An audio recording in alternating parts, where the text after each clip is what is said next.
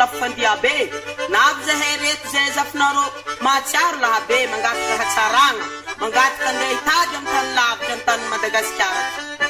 mahatsiaro laha be tsy malegny fa navy zay mikaiky anareo ndrefidragnahary mbola velogny agny anao dadilahy agny anao dady agny anao nilanagna anao baba tsy zahay ny farany bekany ny volagna any ty anareo mpanjaka afaka amy baba omby agny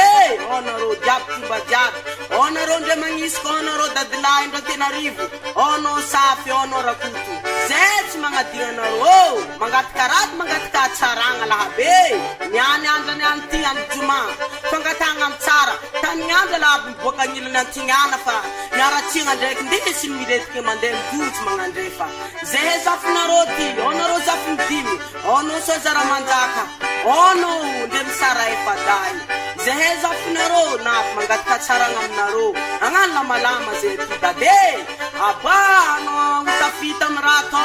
azo raha manjary ny mitady azo ariagna questo ampy lafandianareo mandroasy anjaka amy tanitsika ty